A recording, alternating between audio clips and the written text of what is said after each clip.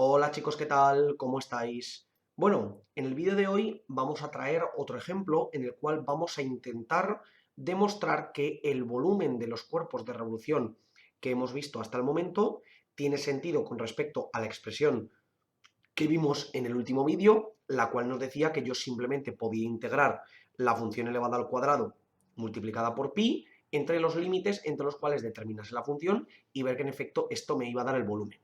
¿Cómo lo vamos a calcular?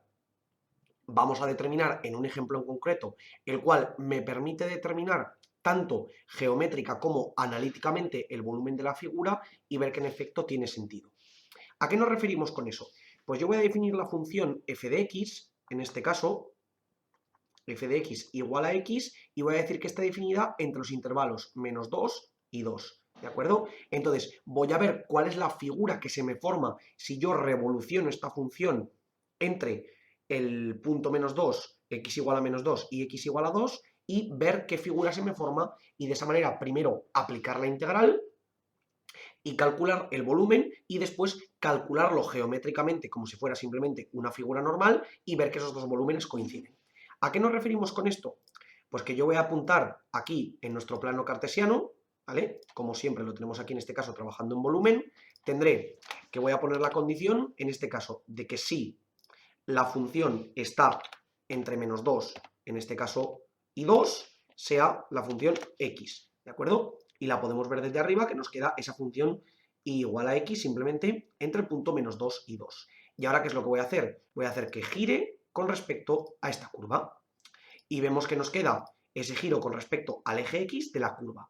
Aquí tenemos los dos volúmenes, ¿de acuerdo? Entonces, si os fijáis, se nos forman dos conos, los cuales, si yo conecto este punto con este otro punto y trazo este segmento, veo que el radio de la base del cono es 2, lo podemos ver aquí claramente con la herramienta de distancia. Simplemente lo marco y veo que el radio es 2, el radio de la base me quedaría 2, y puedo ver de la misma manera que si yo determino el punto en el origen y marco la distancia entre estos dos puntos, entre el punto que está en el centro de la base y el que está aquí arriba, la altura entre esos dos puntos, a ver si la puedo, no me permite sacarla de aquí abajo porque está aquí, ¿vale? Lo podemos ver aquí, puedo ver que en efecto la altura del cono también será igual a 2, ¿vale? Es decir, el radio de la base es igual a 2, la altura del cono es igual a 2, ¿vale? ¿Qué es lo bueno? Que como yo tengo dos conos que son totalmente simétricos, si calculo el volumen de uno, simplemente veré que el volumen total será el volumen de uno de los conos multiplicado por 2, porque son exactamente idénticos.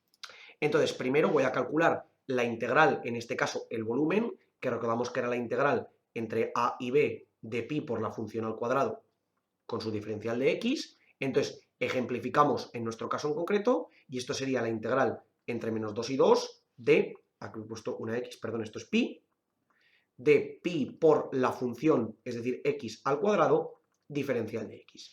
¿Y qué me quedaría en este caso? Pues yo tendría simplemente pi por x cubo entre 3 evaluado entre menos 2 y 2, ¿vale?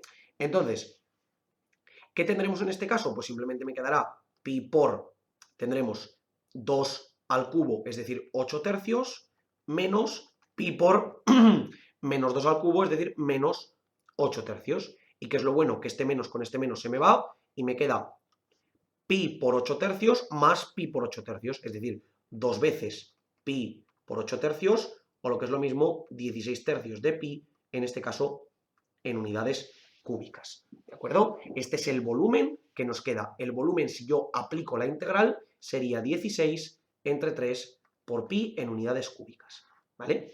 Este es el volumen de revolución que yo obtengo aplicando la definición de volumen que habíamos visto de la curva, ¿vale? Pero ahora, en vez de aplicar la definición, voy a aplicar la lógica geométrica que hemos visto hasta el momento.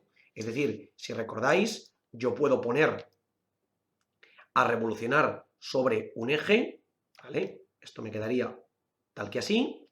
Si yo pongo a revolucionar ese triángulo rectángulo con respecto al eje, aquí lo que me quedaría sería básicamente ese cilindro sobre el cual se formaría, y aquí se me volvería a formar el cono que estoy buscando en este caso, ¿vale? Lo voy a hacer un poquito más amplio para que me quede mejor,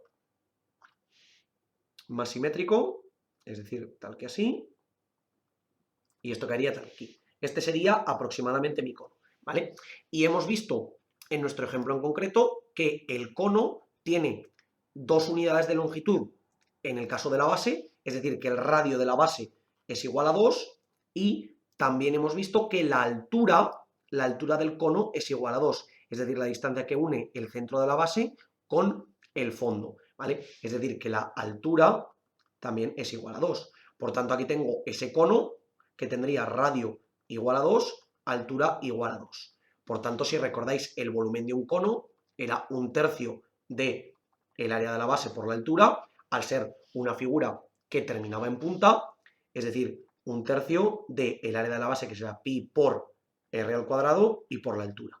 Y de nuevo tengo 1/3 por pi por r al cuadrado será 2 al cuadrado y la altura será 2. Es decir, esto me quedará 1/3 por pi, 2 al cuadrado por 2, 2 por 2, 4 por 2, 8, es decir, 8/3 de pi. Esto sería el volumen de uno de los conos, ¿vale? El volumen. Entonces, ¿qué tendré? Tendré que el volumen total será 2 veces el volumen de uno de los conos, es decir, 2 por 8/3 de pi, o lo que sería lo mismo, 16/3 de pi, ¿de acuerdo? En este caso, de nuevo, trabajando en unidades cúbicas.